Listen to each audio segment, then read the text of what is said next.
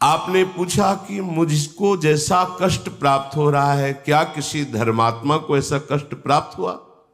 तो मैंने आपको भगवान अमित तेजस्वी श्री राम का पावन चरित्र सुनाया।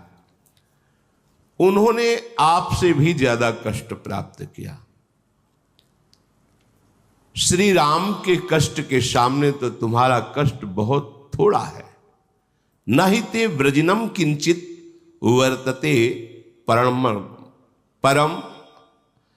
ये जो आपको कष्ट मिल रहा है तो थोड़ा, उनको तो पग पग पर नाना प्रकार के कष्टों को सहन करना पड़ा। इसलिए धर्मात्मा पुरुष को ये नहीं सोचना चाहिए कि मेरे मार्ग में कष्ट क्यों आते हैं। यदि धर्म से चल रहे हो तो उसका परिणाम होता है आपके अनंत जन्मों के पापों का नाश। तो जल्दी जल्दी भोगा करके आपका अंतिम जन्म होगा। आप भागवतिक विधान को समझिए। यदि आप जरा सा धर्माचरण किए और सामने दुख आ गया, सोचा ये धर्माचरण का फल दुख है, नहीं, ऐसा नहीं। धर्म का फल है परम सुख। पर जब तक आपके पाप कर्म दुख देने वाले हैं तब तक उस परम सुख तक पहुंच नहीं पाएंगे। इसीलिए जो बहुत सही चलता है, धर्म से चलता है, उसको कदम कदम पे दुख देखा जाता है, क्योंकि उसके सारे पाप नष्ट हो रहे हैं और धर्म उसे महासुख में पहुंचा रहा है। अस्मिन मार्गे निषिदेयु सेन्द्रा अपिसुरासुरा। बड़े बड़े धर्मात्मा देवता या असुर या मनुष्य कोई भी हो, कष्ट पूर्वक धर्म के मार्ग में चले हैं। धर्म का तात्पर्य ही है सारे अशुभों को नष्ट करना। अशुभों का फल ही है दुख। धर्म पूर्वक चलो और दुख सहन कर लो, माया प्रपंच से ऊपर उठ जाओगे। तो ऐसे धर्म में काहे को चले? तो फिर पाप करो और पूर्व पाप और पुण्य उनका भोग करते हुए जन्मते मरते रहो, नाना प्रकार की योनियों में भटकते रहो। देखो, तुम्हें बिल्कुल चिंता नहीं करनी चाहिए। मार्कंडे जी कह रहे हैं, अरे जिसके गांडीव धनुषधारी अर्जुन जैसे भाई हो, भयंकर पराक्रमी गदाधारी भीमसेन हो और माद्री नंदन नकुल सहदेव हो, तो आप जैसे धर्मात्मा पुरुष के ऐसे सहायक है। आप तो मरुदगणों सहित देवराज इंद्र को भी परास्त करने की अब सामर्थ्य रखते हैं। अब आपको शोक नहीं करना चाहिए। तुम्हारे जैसा महात्मा धर्मात्मा शोक के योग्य नहीं है। अब तुम इस शोक का त्याग कर दो कि वनवास में मुझे बहुत कष्ट मिल रहा है। सच्ची, यदि संतों का समागम ना हो तो परमार्थ में चलना असंभव ही है। क्योंकि ऐसी झकझोर आती है कि लगता है क्या ये फल है हमारी तपस्या का, हमारी साधना का ये फल है? नहीं नहीं, ये तो पवित्र किया जा रहा है। फल तो प्राप्त होगा तो अखंड प्रसन्नता, अखंड सुख, कदम कदम पे दुख। ये वीरों का मार्ग है, कायरों का नहीं कि दुख देखा विपत्ति देखी भाग पड़े। ये वो मार्ग है। बहुत सहनशील चाहिए। इसीलिए सबसे पहला परमार्थ के पथिक का लक्षण है तितिक्षवा, माने सहनशील। हर बात सहूंगा, हर कष्ट सहूंगा, कभी आपसे शिकायत नहीं करूंगा। ये पक्का समझ लो। बिना ऐसी निष्ठा ले आप इस पे नहीं चल सकते, नहीं चल सकते। ये निश्चय कर लो कि मुझे इस जन्म में भगवत प्राप्ति करनी है। ठीक है, अब मैं हर कष्ट सहूंगा। आप जैसे जैसे ज्यों ज्यों राखत हो त्यों त्यों रहियत हो हरि। हम प्रश्न नहीं करेंगे आप मुझे ऐसे कष्ट में क्यों रखते हैं। बड़े बड़े महापुरुषों को देखा गया है, ऐसे अधर्माचरण करने वालों को भी देखा है कि जुखाम नहीं, कुछ नहीं, खाए पिए बैठे चले गए, दिल फेल हुआ चले गए। बड़े बड़े महापुरुषों कैंसर ये वो, महीनों बिस्तर में ऐसे क्यों? अब इनका ये आखिरी जन्म है, अब ये भगवान के परम धाम में जा रहे हैं। जिन श्री ओंकारानंद सरस्वती जी की चर्चा करते थे, तो वहां के समीप के जन आए, तब बताया कि एक दिन खड़ाऊ रपट गई, हाथ टूट गया, एक गृहस्थ के घर गए, अब ऐसी पीड़ा भयंकर हुई, औषधि आदि ज्यादा वो लेते नहीं थे, धीरे धीरे शरीर ही लुंज हो गया, उठना खत्म हो गया। कई महीने जिस कमरे में थे शरीर से दुर्गंध आती थी, ऐसे कपड़े से पूछो तो त्वचा निकल आती थी। उनका कैसे बताए, 10 प्रकार की खुशबू की अगरबत्ती लगा के कमरे में ऐसे। बोले क्या ऐसे महापुरुषों को ऐसा भी कष्ट होता है? तो देखो उस कष्ट से बिल्कुल अतीत है। जो अपने स्वरूप को प्राप्त महापुरुष हैं, उन्हें किसी भी तरह से ऐसे कष्टों में विचलता नहीं होती। पर है तो अंग ही ना, हाथ टूटा है तो हाथ थोड़ी उठेगा। अब कष्ट है तो जबान लड़खड़ाएगी, ऐसे निकलेगा। पर ये सब होते हुए भी वो एक ऐसे आनंद खजाने में बैठे हुए कि उनको इसका शोक नहीं है। अब इस सांसारिक पार्थिव शरीर धारण करने वाले देहाभिमानी जन कैसे उस स्थिति को जाने। इसलिए महाराज आप जैसे धर्मात्मा को शोक नहीं करना चाहिए। युधिष्ठिर जी ने कहा महाराज आपने मेरी बात तो बता दी कि धर्मात्मा हो, ऐसे बलिष्ठ भाई हैं, लेकिन ये देवी द्रौपदी इतने कष्ट को क्यों प्राप्त हो रहे हैं? इनकी क्या गलती थी? द्वित कीड़ा मैंने की, दांव पर इनको मैंने लगाया और इन्होंने ही मुझे छुड़ाया। जब गांधारी जी ने देखा कि अब तो जब भगवान ने चीर बढ़ा दिया, अब तो सर्वनाश कर देगी ये देवी, तब हाथ जोड़कर कहा धृतराष्ट्र जी से, तुरंत राजी करो द्रौपदी को, नहीं पतिव्रता है, पूरी सभा नष्ट हो जाएगी। मैं जानती हूं पतिव्रता की सामर्थ्य, क्योंकि स्वयं वो गांधारी जी पतिव्रता है। वो एक संकल्प में बड़े बैठे हुए महापुरुषों को भी भस्म कर सकती है। तब द्रौपदी जी ने ही तो मुक्त करा है अपने पतियों को अस्त्रों सहित, पर पुनः फिर षड्यंत्र रच करके एक दांव में 12 वर्ष का वनवास, 1 वर्ष का अज्ञातवास। पर ऐसी देवी मेरा त्याग नहीं किया, वनवास भी मेरे साथ है, फिर भी उसका अपहरण हुआ जयद्रथ के द्वारा, बलपूर्वक अपहरण किया गया, जो ऐसी देवी का नहीं होना चाहिए। क्या कोई ऐसी देवी हुई है जिसको पातिव्रत धर्म से रहते हुए भी कष्ट का सामना करना पड़ा हो? मैं सुनना चाहता हूं। मार्कंडेय जी बोले महाराज युधिष्ठिर, हां हुई है। प्राचीन काल में मद्र देश में एक परम धर्मात्मा राजा राज्य करते थे। वो ब्राह्मण भक्त थे, विशाल हृदय, सत्य बोलते थे और जितेंद्री थे। दान देने में तो बहुत सी उत्साहित रहते थे। उनका नाम अश्वपति था। क्षमाशील, सत्यवादी, जितेंद्री, दानी, धर्मात्मा होने पर भी उनके कोई संतान नहीं थी।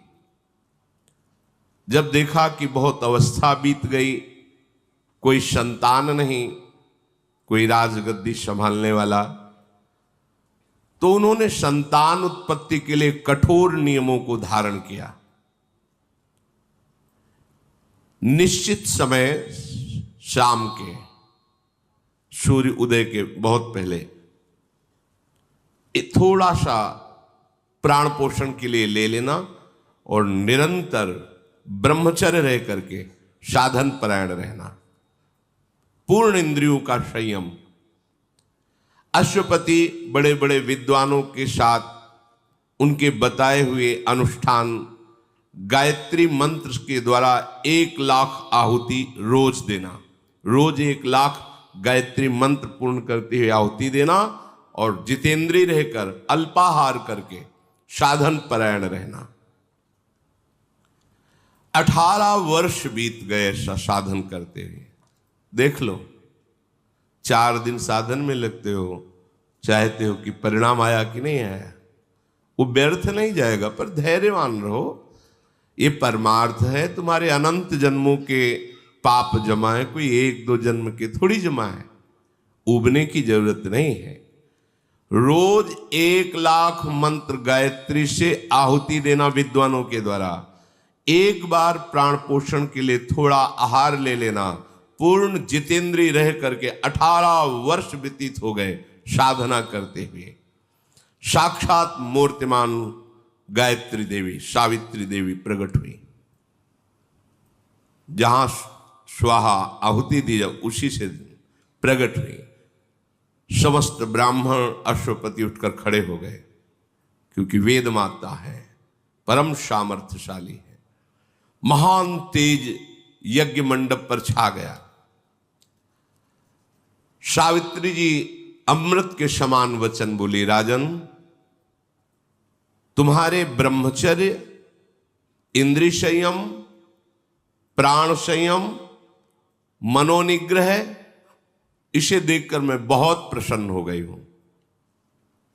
अश्वपति ने कहा, माता, मैं केवल धर्म की पूर्ति के लिए यह अनुष्ठान किया था,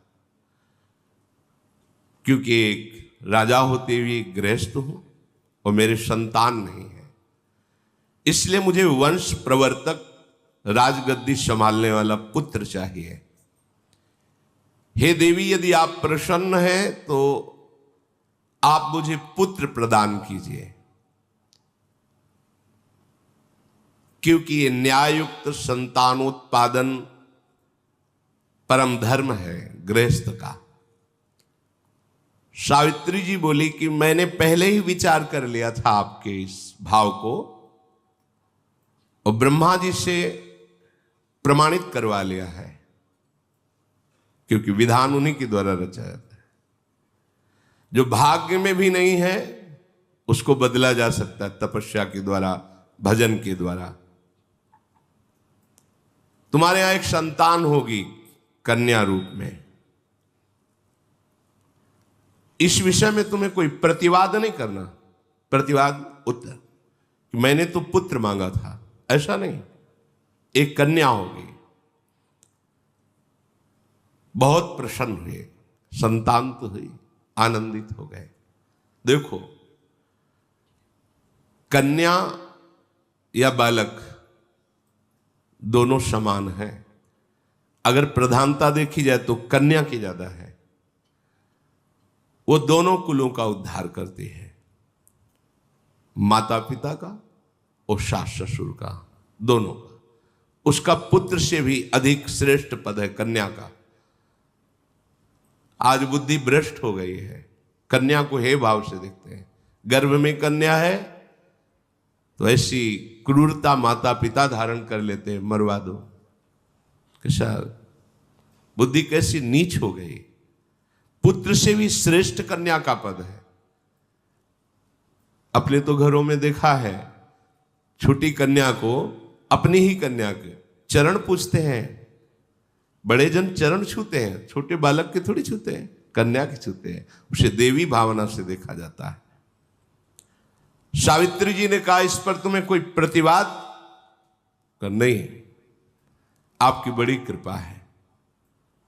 मार्कंडेय जी कहते हैं, राजा बहुत प्रसन्न हुए और सावित्री देवी ऐसा बोलकर अंतर्धान हो गई। अश्वपति अपनी मनोकामना पूर्ण मान करके अपने नगर को आए, राज्य में रहने लगे। नियम पूर्वक उत्तम व्रत का पालन करने वाले राजा ने ब्राह्मणों से सहमति लेकर गर्भ स्थापित किया अपनी रानी के। ये बड़े भागवतिक विषय है। ब्याह हो जाना कोई व्यभिचार में प्रवृत्त हो जाना नहीं है। संयम पूर्वक भगवत आराधन करते हुए संतानोत्पत्ति रूपी क्रिया भगवान की पूजा होती है। दिशाओं को नमस्कार, भगवान को नमस्कार, देवताओं को नमस्कार करके ऐसे। अब वो गर्भ कि 18 वर्ष से तो ब्रह्मचर्य है। महान तेजो में शुक्ल पक्षी चंद्रमा की भांति दिन प्रतिदिन बढ़ने लगा। समय आया, महारानी ने एक कन्या को जन्म दिया। तेजो राशि, मानो स्वयं सावित्री देवी ही कन्या के रूप में प्रकट हुई हो।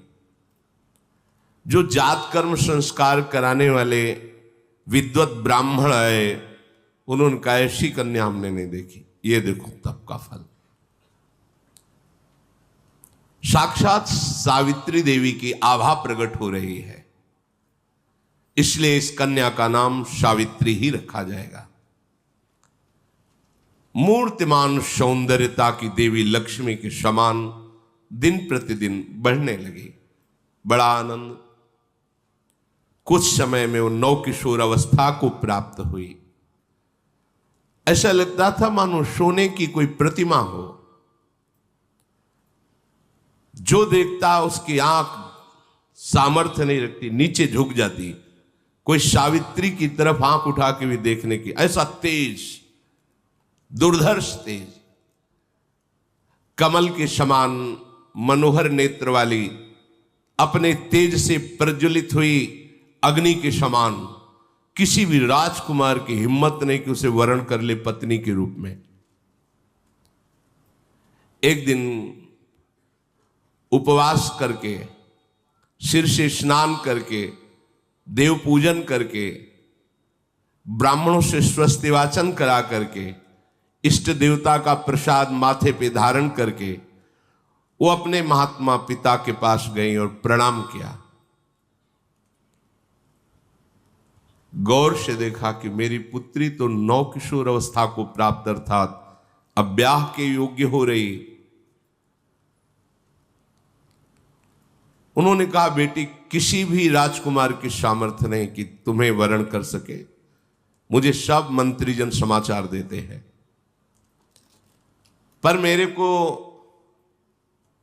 इस दुख से तुम ही निकाल सकती हो। अगर तुम्हारा ब्याह नहीं हो रहा तो फिर मैं दुखी तो रहूंगा। स्वयं कोई राजकुमार वरण नहीं कर रहा तुम्हारा, क्योंकि गुप्तचरों द्वारा पता चलता है। किसी वर में इतनी सामर्थ्य नहीं कि तुम्हारा पाणी ग्रहण कर सके। तुम्हारे तेज से प्रतिहत होकर किसी की सोच ही नहीं बन सकती कि तुम उसकी अर्धांगिनी बनो। इसलिए तुम्हें स्वयं वर का वरण करना होगा। कोई वर तो तुम्हें वरण नहीं कर रहा, ऐसा तेज तुम्हारा सौंदर्य है। तुम जिसे पति के रूप में चाहो, बस उसका परिचय हमें बताओ आकर। मैं उन्हीं के साथ तुम्हारा पाणी ग्रहण संस्कार कर दूंगा। मेरी ये मन की जो पीड़ा है, हर पिता के मन में एक पीड़ा होती है, बेटी को सुयोग्य वर की प्राप्ति हो जाए। कल्याणी, मैंने ब्राह्मणों के विद्वानों के मुख से सुना है, विवाह के योग्य हो जाने पर कन्या का दान न करने वाला पिता निंदनीय नारकी गति को प्राप्त होता है। कन्या विवाह के योग्य है, उसे सुयोग्य वर के साथ वरण नहीं किया गया तो ये पिता को अपराध लगता है, ये निंदनीय। ये देखा है, बड़ी शोक और चिंता में हो जाते। जब जनक जी हो गए तो औरों की बात क्या, परम ज्ञानी ब्रह्मबोध संपन्न, जब कोई राजकुमार अजगौ को नहीं उठा पाया तो वो बोले कि हाय, यदि मैं ऐसा जानता कि पृथ्वी वीरों से शून्य हो गई तो मैं ऐसी शर्त ही नहीं रखता, ऐसी प्रतिज्ञा नहीं रखता, आज मेरी पुत्री कुंवारी रह जाएगी मेरी प्रतिज्ञा के कारण। तब लखनलाल ने कहा, कैसी बात बोल दी, जहां प्रभु विराजमान है ऐसे शब्द आपको नहीं बोलना चाहिए। ए अजगौ की बात क्या, भगवान अगर आदेश कर दें तो पूरे ब्रह्मांड को कच्चे घड़े की तरह भी तोड़ दो। जनक जी भी शोकित हो गए थे। सावित्री जी के पिताजी कहते हैं कि हमने बड़े बड़े शास्त्र विद्वान महापुरुषों से सुना कि विवाह के योग्य हो जाने पर कन्या का जो सुयोग्य वर के साथ पाणी ग्रहण संस्कार नहीं कराता समय पर, वो पिता निंदनीय है, वो अपराधी है, उसको दंड मिलता है इस बात का। कर्तव्य है। जो पिता के पधार जाने पर अपनी माता की रक्षा नहीं करता, पूर्ण सेवा नहीं करता, वो पुत्र अपराधी है, धिक्कार योग्य है, उसे दंड मिलता है। जो सुयोग्य पत्नी प्राप्त होने पर भी पति अन्य की तरफ काम भावना करके अपनी पत्नी का तिरस्कार, वो दंडनीय अपराध है हमारे भागवती कानून में, उसको दुर्गति प्राप्त होगी। इसलिए मेरी बात समझकर बेटा तुम अपने योग्य पति की खोज करो, ऐसी चेष्टा करो जिससे मैं नारकी गतियों को प्राप्त ना हो, क्योंकि तुम यौवन अवस्था को प्राप्त हो रही हो और कोई भी वर साहस नहीं कर रहा तुम्हें अपनी पत्नी बनाने का। मार्कंडे जी कहते हैं महाराज युधिष्ठिर, पुत्री से ऐसा कहकर कुछ सेना, प्रधान अंगरक्षक और बूढ़े मंत्री और विद्वान ब्राह्मण साथ दे दिए, सब सेवा सामग्री और यात्रा। आप खोज करो अपने योग्य वर की। पिता के चरणों में प्रणाम करके उनकी आज्ञा पालन करने के लिए तत्काल सावित्री जी ने प्रस्थान किया। स्वर्णमय रथ आसपास अंगरक्षकों से घिरी हुई, विद्वान ब्राह्मण मंत्री सब साथ चल रहे। बड़े बड़े मुनियों के आश्रमों में जाकर उनकी चरण वंदना, उनकी सेवा करना और भ्रमण करना, तीर्थों में जाकर के दान करना, पर दृष्टि रहती कि कोई मेरे योग्य वर दिखाई दे दे। एक दिन की बात है, महाराज अश्वपति सावित्री जी के पिता सिंहासन पर विराजमान थे। उसी समय देखा सर्व त्रिभुवन पूजनीय भगवान देवर्षि नारद जी पधारे। खड़े हो गए, साष्टांग प्रणाम किया, चरण धोए, अर्घपाद्य आदि देकर वंदना करके विराजमान किया। इधर सावित्री जी खोज कर रही थी। उन्होंने देखा जंगल में एक साधारण वस्त्र, एक ही केवल, नीचे कोई वस्त्र नहीं, कोई आभूषण नहीं, कांधे पे कुल्हाड़ और लकड़ी का छोटा सा गट्ठर देखा और कहा ये मेरे पति बनने योग्य है। मंत्रियों ने कहा तुम्हारा इस समय विवेक काम कर रहा है, आप देख रहे कौन है? बोले मेरे मन ने स्वीकार कर लिया कि ये मेरे योग्य पति हैं, अब आप जानकारी आप कीजिए। तत्काल जानकारी शुरू हुई। पता चला ये पास में एक फूस की झोपड़ी है जिनमें इनके माता पिता रहते हैं, वो भी आंखों से अंधे हैं। यही उनका भरण पोषण करते हैं। समिधा आदि लाकर, यज्ञ आदि, फल आदि जंगल के, लकड़ी आदि बेचकर कुछ व्यवस्था ऐसी।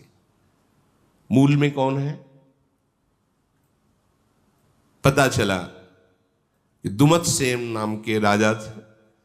शत्रु पक्ष ने विजय प्राप्त कर ली तो अपने बालक को लेकर जंगल में समय व्यतीत कर रहे हैं, और यहां आने पर वो सब सोच सोच करके इनकी जीवती आंखों की दोनों की चली गई है, और यही अपने माता पिता का भरण पोषण, बस यही मेरे पति है।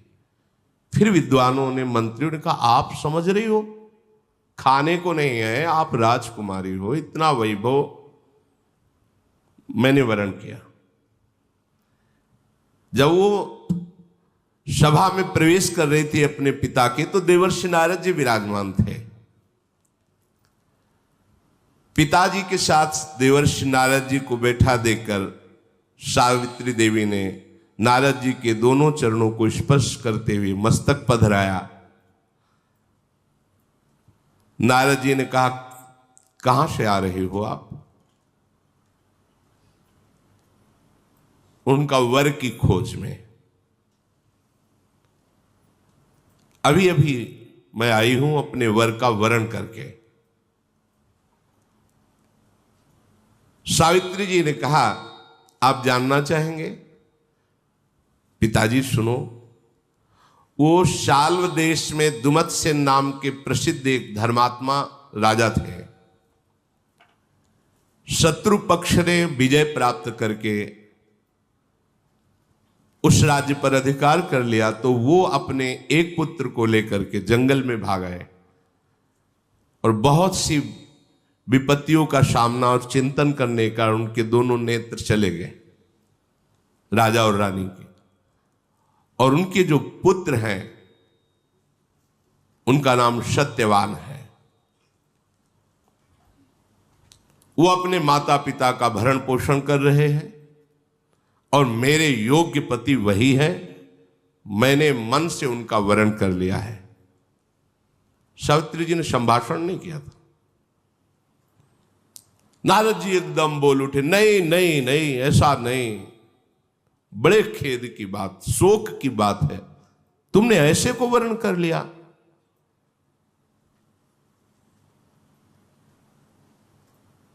तो सत्यवान जी की बात सुनकर जब नारद जी ऐसा बोले,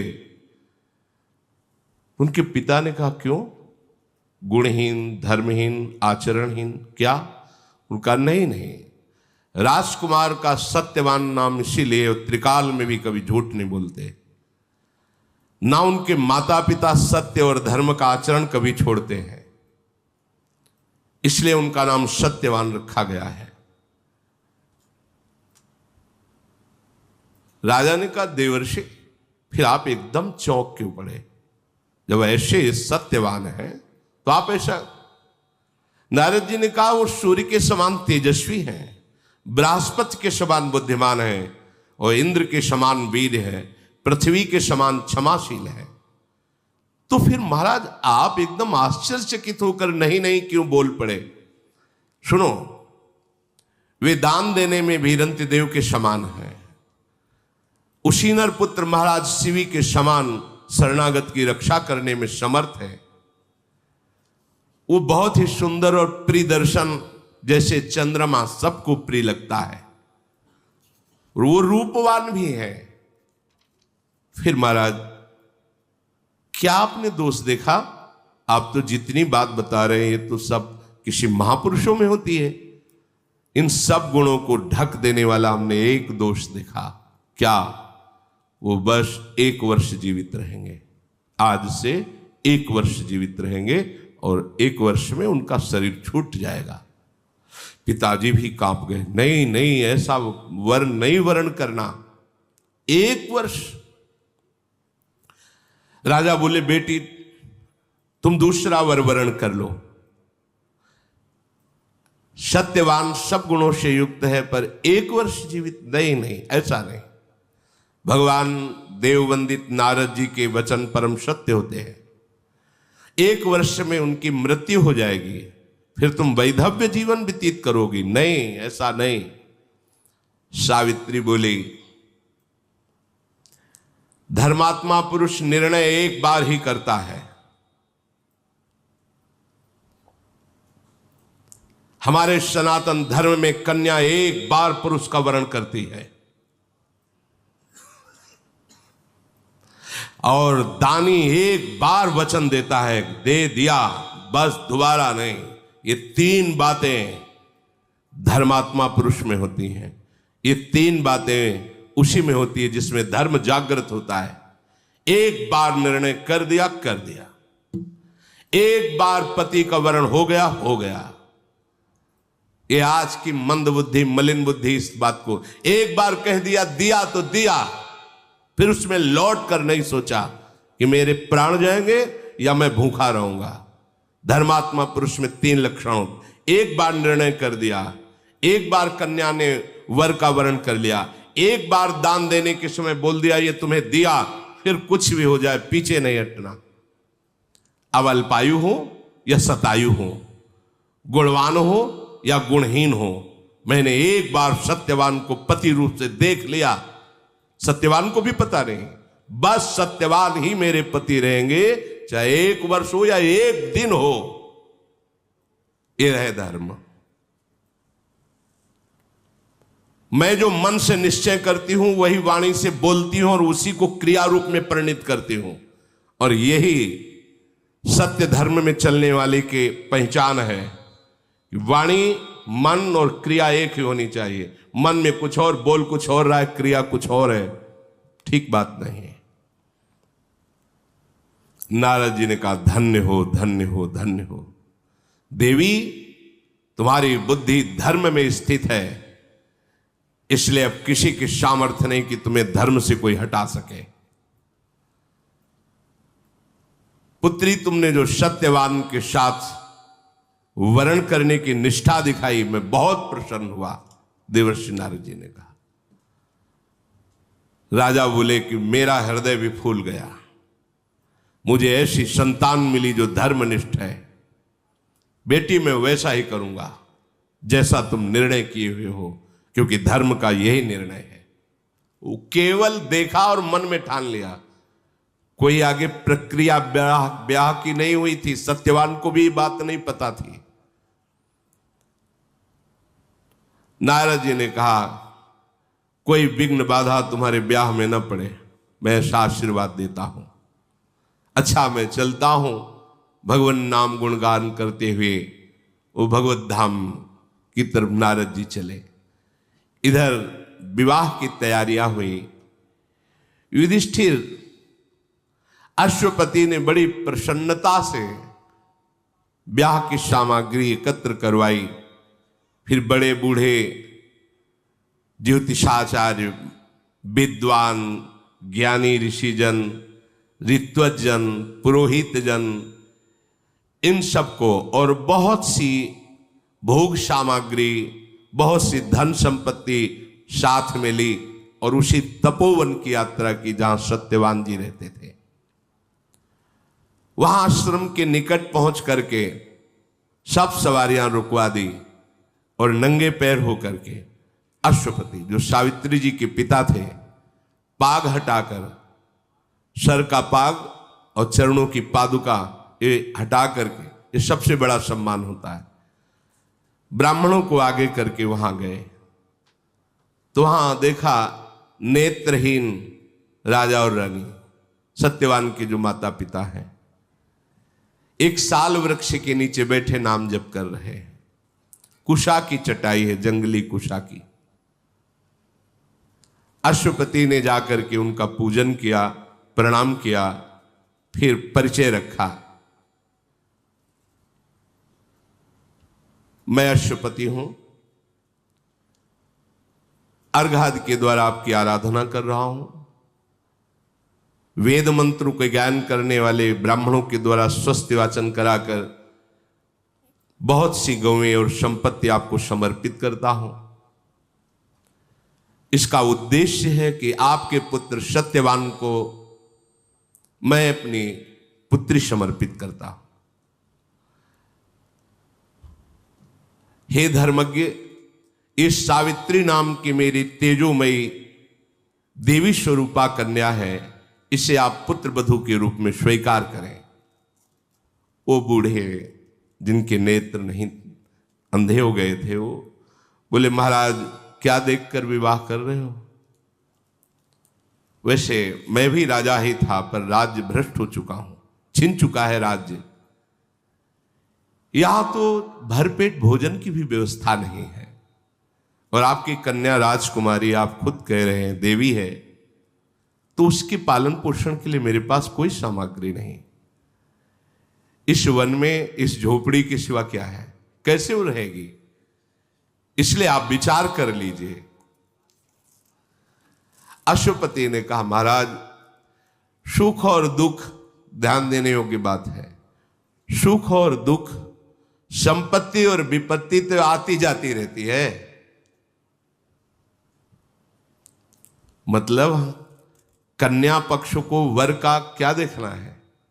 वो धर्मात्मा है, शीलवान है, वो सही ढंग से चलता है कि नहीं। भले गरीब है आज, तो कल धनी भी हो सकता है, लेकिन वो व्यभिचारी है, नीच आचरण वाला, हिंसात्मक स्वभाव वाला, आज धनी है तो एक दिन दरिद्र हो जाएगा। ऐसी जगह कन्या सुख प्राप्त नहीं करती। जो व्यभिचारी प्रवृत्ति की, चाहे कन्या हो या पुत्र हो, ये फिर निष्ठाएं नहीं होती, पवित्रता नहीं होती, का वो परिवार सुखी नहीं रहता, जलते रहते हैं। मैं इस बात को अच्छी तरह जानता हूं कि सुख और दुख, संपत्ति और विपत्ति ये आती जाती रहती है, ये कोई स्थायी बात नहीं। आज गरीब है तो कल महान हो सकता है। यदि धर्मात्मा है, धर्म से चलता है, तो वो खास बात मेरे लिए है सावित्री के पिताजी का, और वो सब सत्यवान में मैं देख रहा हूं। मैं बड़ी प्रार्थना करता हूं, आपकी शरण में हूं, आप मेरी पुत्री को स्वीकार कर लीजिए। मैंने सुना है धर्मात्मा पुरुष शरण में आए हुए को वापस नहीं करते, इसलिए आप बड़ी दैन्यता से बात कर रहे हैं। आप ऐसा ना कहें कि आप राज्य से च्युत हैं। आप ऐसे धर्म को धारण किए हुए हैं कि एक राजा का भी सम्मान छोटा पड़ेगा यदि आपको दिया जाए, क्योंकि धर्म आप में विराजमान है। मैं तो आपकी शरण में हूं, आप इतने महान हैं। नाम जप करते हुए वनवास कर रहे हैं। बस मेरी इच्छा है मेरी कन्या आपकी सेवा में रहे, आप पुत्र वधू रूप में ग्रहण कीजिए। दुमतसेन, वही जो नेत्रहीन सत्यवान के पिता है, उनका महाराज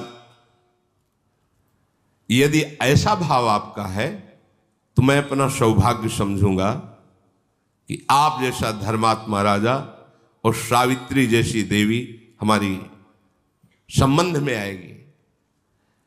किंतु मेरी बात फिर ये समझ लो कि मेरे पास कोई सुख सामग्री नहीं है जिससे मैं आपकी पुत्री को, यहां आश्रम में ब्राह्मण जन आते रहते हैं, कंदमूल फल से उनका स्वागत हो जाता है, मेरा पुत्र लाता है। उनका महाराज आप इसकी चिंता न करें, बहुत सी सामग्री, बहुत से भोग सामग्री समर्पित की, और विद्वान ब्राह्मण साथी थे। मंत्रों के द्वारा विधि पूर्वक सत्यवान और सावित्री जी का पाणी ग्रहण हुआ। सत्यवान जी को बड़ी प्रसन्नता हुई देवी सावित्री के पाणी ग्रहण करने से, और सावित्री जी को अपार सुख मिला कि ऐसा धर्मात्मा पुरुष मेरा पति बना। पिता के जाने के बाद इस सावित्री जी ने पिता के द्वारा दिए हुए सारे आभूषण सब बांट दिए ब्राह्मणों को। जैसे मेरे पति और ससुर रहते हैं मैं वैसे ही रहूंगी, अपने पिता की वस्तुओं का भोग नहीं करूंगी। इनके पास जो सुविधा है उसी से, यह है धर्म, यह है धर्म कि अपने पिता के वैभव को दिखाकर पति गरीब है तो उसको हर समय नहीं, जैसे मेरे स्वामी हैं मैं उन्हीं के। सियाजू ने भी यही कहा था कि मुझे जनकपुर का वैभव या महाराज चक्रवर्ती सम्राट दशरथ जी का वैभव, प्रभु आपके जहां चरण वही हमारे लिए सुख सैया है आपका। पिता के जाते ही सारे वस्त्र आभूषण उतार दिए और जैसे पति वलकल वस्त्र वैसे ही वस्त्र धारण किए और सब बांट दिया। जैसे पति जीवित रखेंगे वैसे रहूंगी, पिता के वैभव से नहीं। ये धर्म है, इसे धर्म कहते हैं। मेरे पति जैसे माता पिता की सेवा करके मैं उसी से नहीं चाहिए ये वैभव, वो दे गए थे सब बांट दिया, शरीर में कोई आभूषण नहीं रखा। गुण विनय संयम सबके द्वारा अपने सास ससुर की आज्ञा में रहना, शारीरिक सेवा और वाणी का संयम, कभी कोई ऐसे वचन न निकल जाए पति के प्रति, और सत्कार के द्वारा पति को अधीन कर लिया, प्रेम अधीन। यह है वास्तविकता। ऐसा प्रेम, ऐसा समर्पण कि वो खुद अपने हृदय में आपको वास दे दे। मधुर संभाषण, प्रवीणता पूर्वक कार्य की कुशलता और शांति और एकांत वृत्ति के द्वारा पति की आराधना। एकांत वृत्ति भगवत भाव, मेरे साक्षात भगवान है मेरे पति देव, ऐसी आराधना।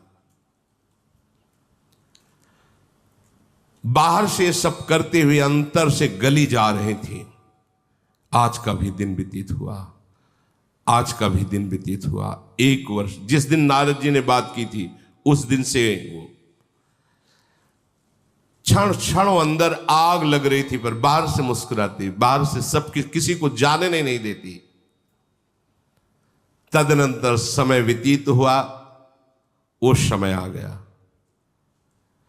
सावित्री जी एक एक मिनट की गणना, एक एक पल की गणना कर रही थी। नारद जी के बताए हुए समय से निश्चय हो गया कि आज के चौथे दिन मृत्यु हो जाएगी मेरे पति की।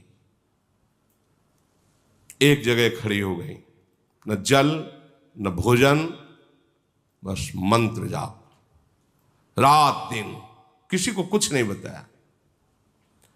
सावित्री का कठोर नियम सुनकर उनके ससुर ने पूछा, ये कौन सा व्रत आप आरंभ कर रही हैं? सुना है तुम 3 दिनों तक कोई भी आहार नहीं ले रही, जल नहीं, भोजन नहीं, क्या तुम्हारे मन में चल रहा है? तो उनका पिताजी, आपको चिंता करने की बात नहीं है, ऐसे ही मन में आया है कि मैं ऐसे रहूं। जब कार्य पूरा हो जाएगा तो मैं आपको बता दूंगी। अभी आपसे क्षमा चाहती हूं कि आप हमसे ना पूछे कि मैं क्या कर रही हूं और क्यों कर रही हूं।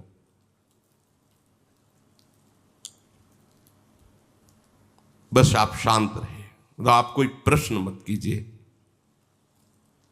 तो उनका, बेटी तुम्हारा व्रत भंग हो ऐसा मैं तो भी नहीं चाहूंगा, तुम समुचित रूप से व्रत करो। मैं नहीं बोलूंगा, मैं जानता हूं कि तुम जो भी निर्णय लोगी वो धर्मयुक्त होगा। 3 दिन व्यतीत हुए, अब कल चौथा दिन है। निश्चित पति की मृत्यु है। रात भर अशुभ प्रवाह करती हुई भगवान नाम जप करती रही। हे भगवान, आप ही मेरे पति की रक्षा कर सकते हो। जो ही सूर्योदय हुआ, बड़े बूढ़े ब्राह्मणों को प्रणाम करना, सास ससुर को प्रणाम करना दिन की दिनचर्या थी, वैसे ही प्रणाम किया। और सावित्री जी ने सास ससुर से कहा, अभी तक हमने आपसे कोई वस्तु नहीं मांगी, आज मैं एक बात आपसे मांग रही हूं। कहा, बेटी हमारे पास है ही क्या जो मैं तुम्हें दे सकूं?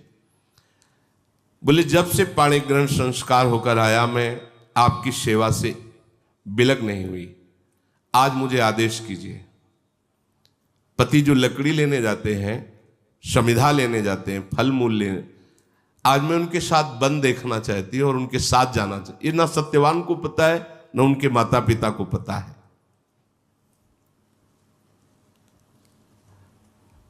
तो उनका, बेटी ये कोई बात है, ये तो तुम्हारा अधिकार है। कहा, नहीं, जब तक आप आज्ञा नहीं करेंगे तब तक मेरा यह अधिकार नहीं है, आपका अधिकार है। पुत्र आपका है, आप आदेश कीजिए तो मैं जा सकता। कितना सूक्ष्म धर्म, कितना सूक्ष्म। यहां तो आज ब्याह होते ही बंटवारा कर लेते हैं, माता पिता को छोड़ देते हैं। कैसा धर्म है? तो फिर सामर्थ्य भी देखो इस धर्म की।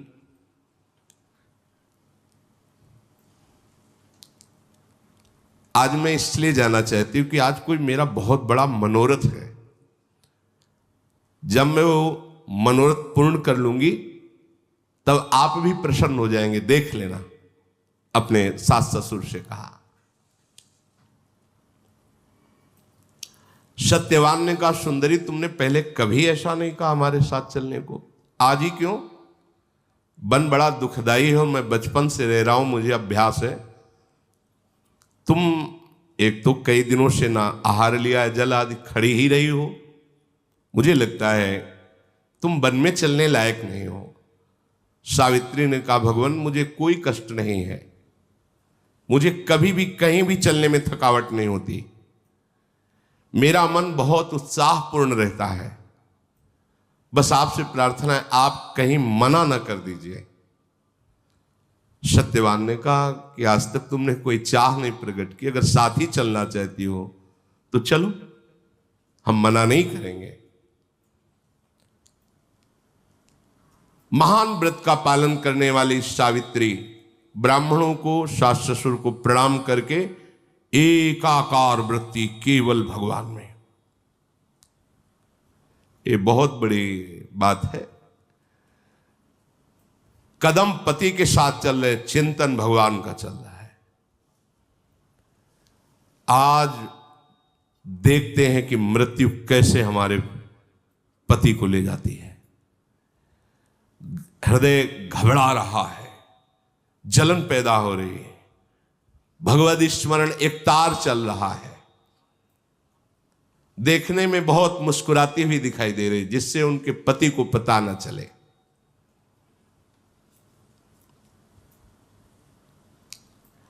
सत्यवान जी दिखाते, देखो विशाल नेत्रों वाली सावित्री, ये कैसा सुंदर वन है, देखो यहां मयूर कैसे नृत्य कर रहे, देखो ये कितनी पवित्र जल बहाने वाली नदी है। धीरे धीरे सावित्री जी चल रही, पर दाह बढ़ रहा है, क्योंकि उनको पता है कुछ ही क्षण रह गए मृत्यु के, और पति को पता नहीं है। कुछ फल चुने, फिर लकड़ी काटने के लिए पेड़ पर चढ़ गए, कुल्हाड़ चला रहे थे। वो बस एकाग्रता से दे। उन्होंने कहा, सावित्री बिना श्रम के इतना पसीना आ रहा है, अरे मेरा तो सर भी फटने लगा है। उनका, भगवान आप नीचे आ जाइए, कभी कभी ऐसा हो जाता है, आप नीचे आ जाइए। नीचे आए तो उनका ऐसा लग रहा है कि मेरे हृदय को कोई छेद रहा है, बहुत हृदय में पीड़ा हो रही, अरे मेरे अंग फटते चले जा रहे हैं। सावित्री जी बैठ गई, कहा भगवान आप आराम से लेट जाइए, और अपनी गोद में सर रखा, सहलाने लगी। आप आराम से सो जाइए, अभी सर दर्द ठीक हो जाएगा। और वो तो सावधान, समझने की समय बिल्कुल मृत्यु का है। सावित्री जी गोद में अपने पति का सर रखकर सहला रहे हैं, आसपास दृष्टि देखते हैं कौन आता है। उसी समय देखा, मुहूर्ता देव चा पश्यत पुरुषम रक्तवाससम बद्धमौलिम वपुष्मंतो मादित्य सम तेजसम। आदित्य सम तेज, मानो सूर्य उदय हो गए हो, लाल वस्त्र धारण किए हुए, भयानक रूप, सिर पर मुकुट बंधा हुआ, भय पैदा हो रहा है। हाथ में पास लिए आकर वहां खड़े हो गए। सावित्री जी ने देखते ही पति का सर जमीन पे रखा और भूमि पर प्रणाम किया, माथा टेके, और हाथ जोड़कर कहा, मैं समझती हूं कि आप कोई देवता नहीं है, लोकपाल है, क्योंकि इतना तेज लोकपालों में ही होता है। अगर आप उचित समझे तो हमें अपना परिचय बता सकते हैं।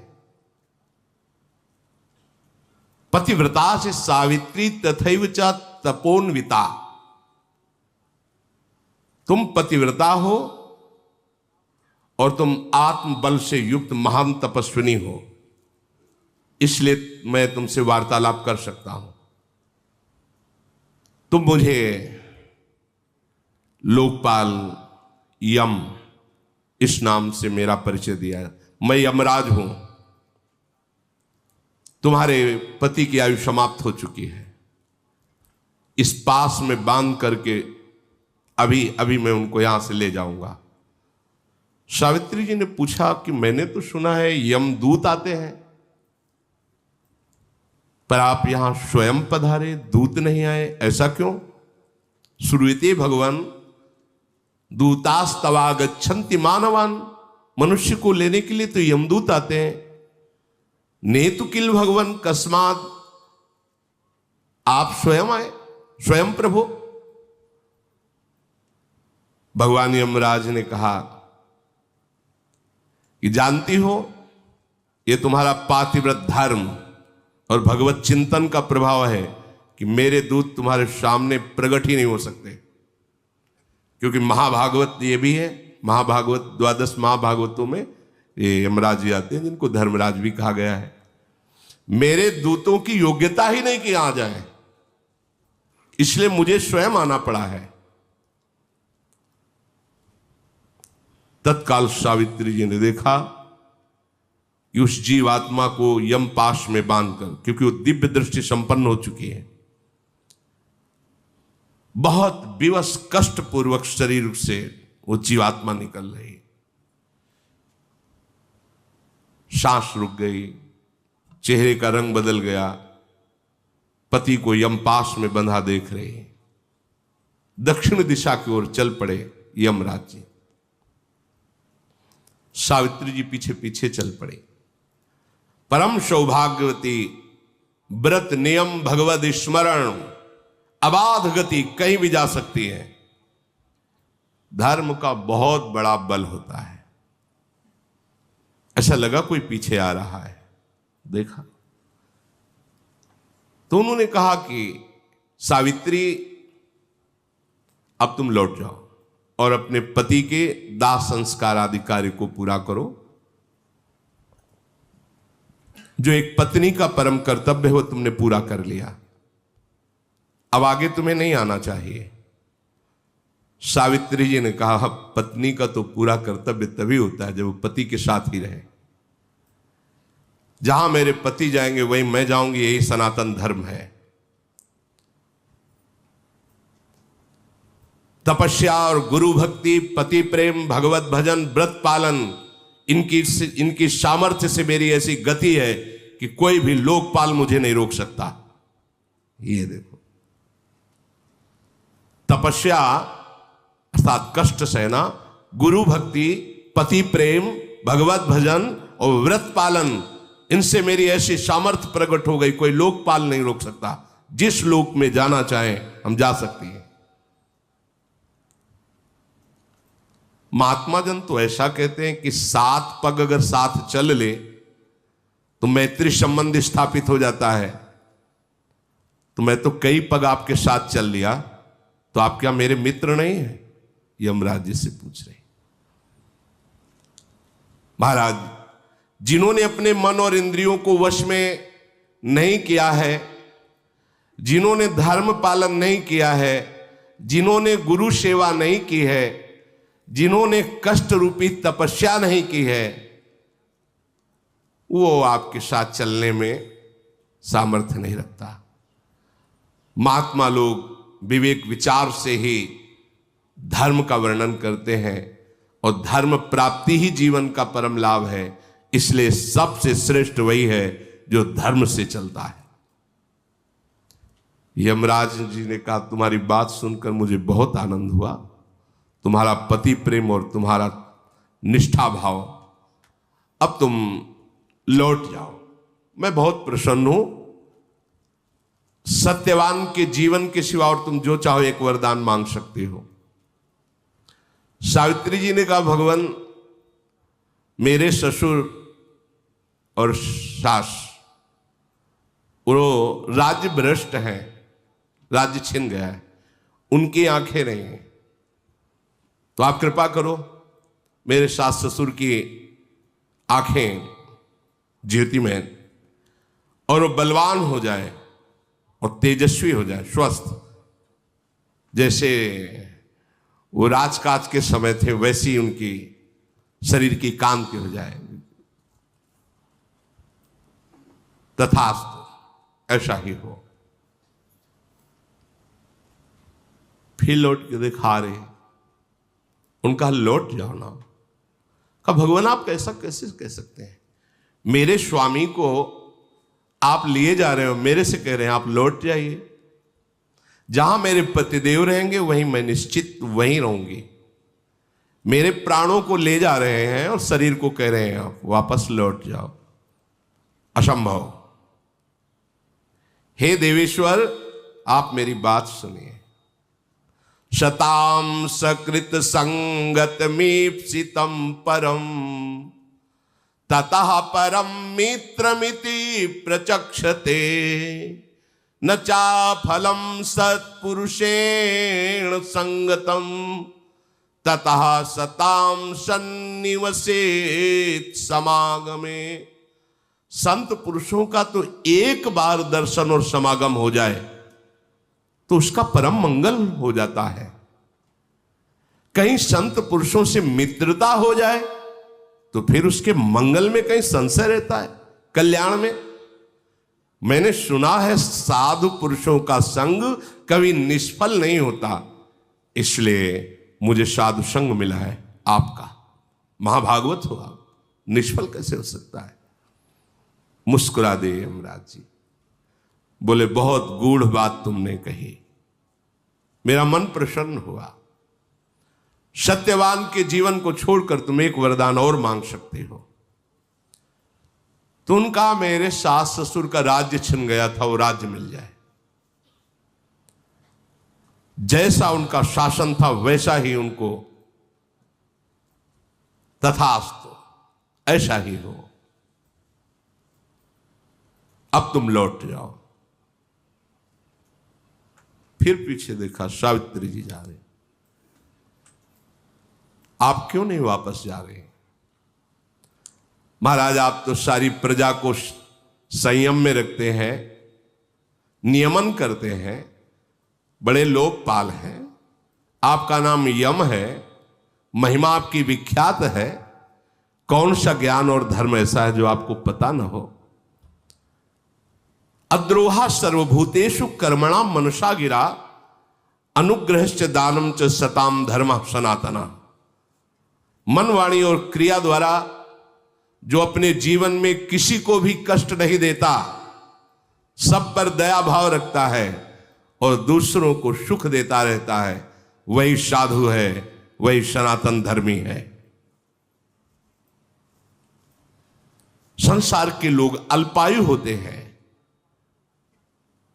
भोगों से शक्तिहीन हो जाते हैं, पर आप जैसे महात्मा की अगर कोई सानिध्य प्राप्त कर ले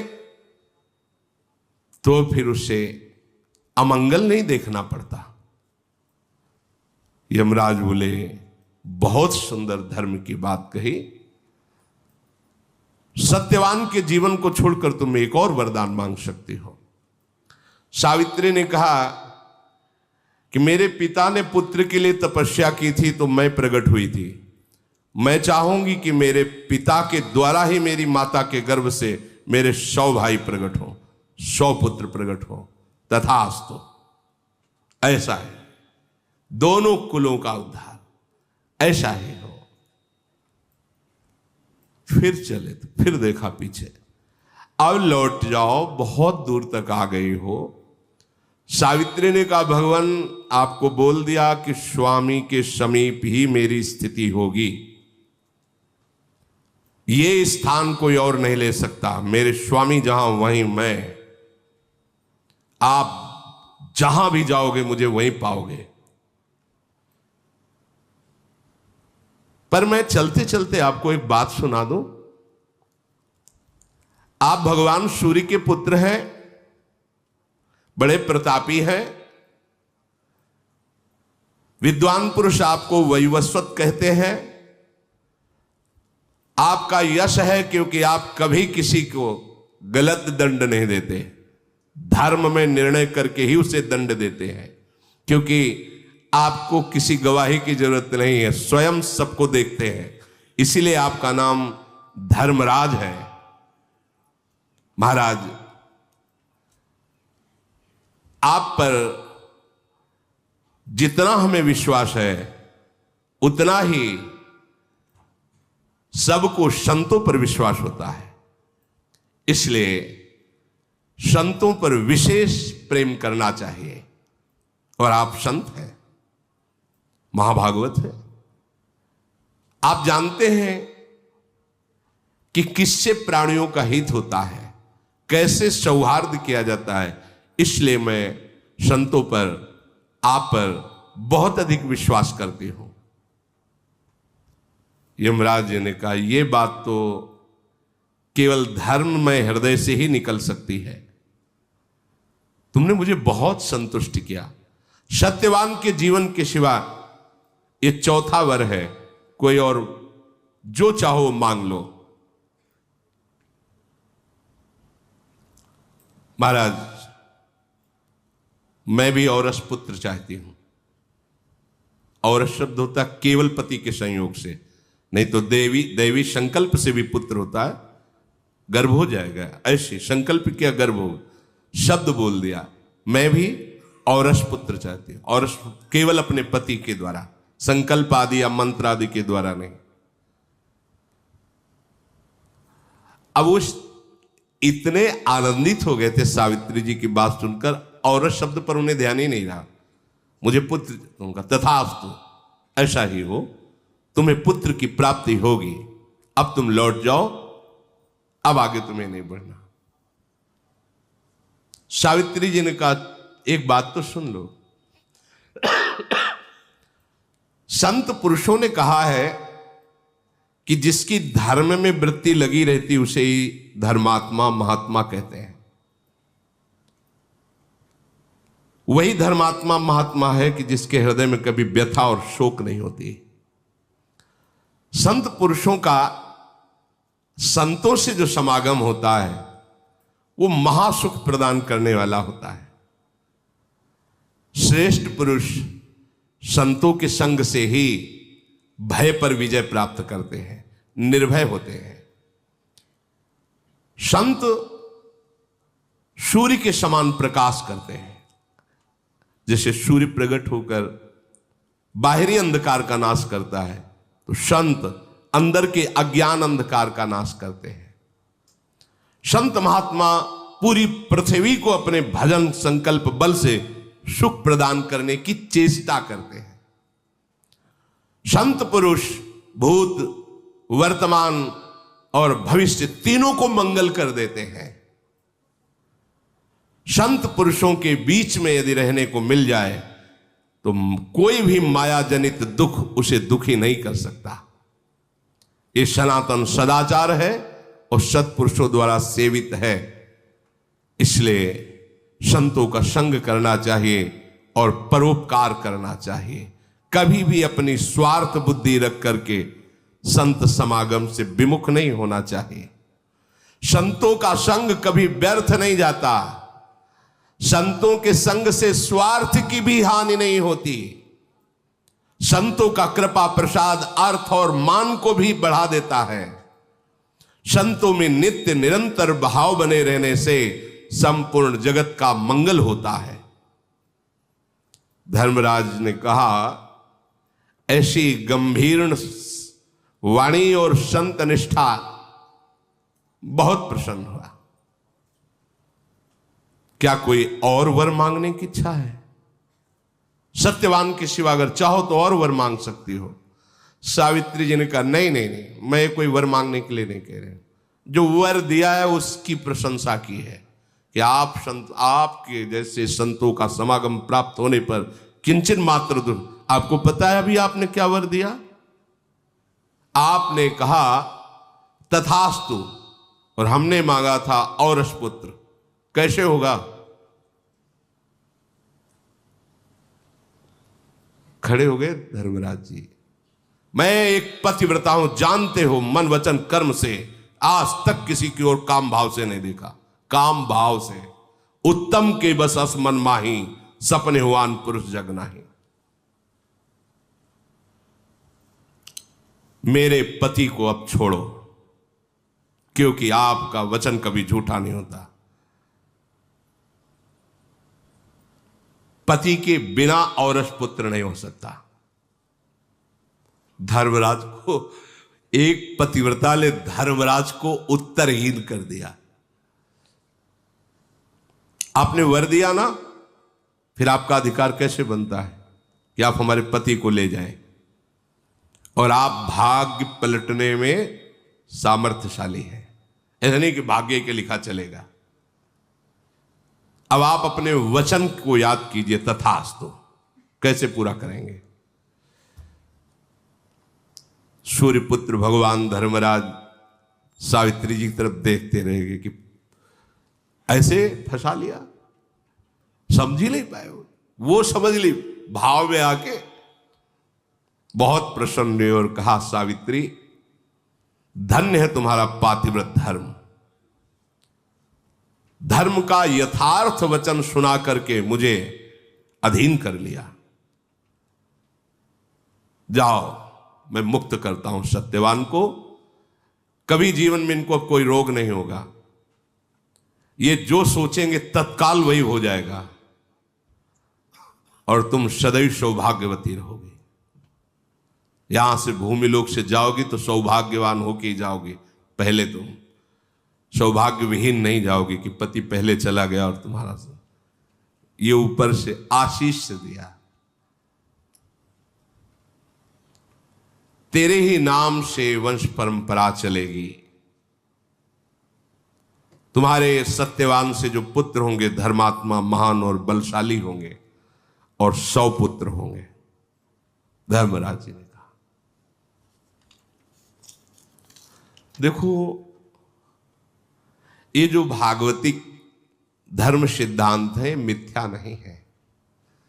हमने लोग कलयुगी जीव ऐसे वासनाओं में बह रहे हैं। सोचो जहां हमारा, हम कहते हैं हमारा सनातन धर्म, यह है हमारा धर्म। एक बार वर्ण कर लिया, देवर्षि नारद जी कह रहे, पिता कह रहे, वो वर्ण भी ऐसा नहीं, सत्यवान से वार्ता नहीं की, हमने वर्ण किया, अब आप पता लगा ये कौन है, ठीक कुल निकला, ठीक पर। ऐसा नहीं कि हम जो वर्ण कर लें भाई, साथ में वयोवृद्ध चल रहे हैं उनका निर्णय करेंगे। क्या ये जो आज की नवीन धारा चल रही है ये हमारा धर्म है? ये जो नवीन धारा चल रही, नए नए बच्चे जो आजकल ये मित्रता का व्यवहार करते हुए वासनाओं का खेल खेल रहे हैं, कैसे जानोगे धर्म क्या है? कैसे जानोगे पवित्रता क्या है? जो धर्मराज की भी बुद्धि को लड़खड़ा दिया, सबको उत्तर देने के सामर्थ्य रखने वाले को निरुत्तर कर दिया, वो है धर्म पालन। अपने पति में भगवत भावना करके, ये अलौकिक बात, ये अलौकिक बड़ी महिमामयी बात। जो जहां है अपने धर्म को समझो। ये तुम्हारा मनोरंजन नहीं है, ये जीवन भगवत प्राप्ति के लिए है। नाम जप करते हुए अपने कर्तव्य को भगवान की पूजा समझते हुए, अपने संबंधों को भगवत प्रसन्नता, भगवत भाव से युक्त करते हुए अगर जीवन व्यतीत कर ले गए तो वो पद प्राप्त होगा, वो महिमा जागृत होगी जो जीवन की परम सार्थकता है। श्री राधा वल्लभ लाल की।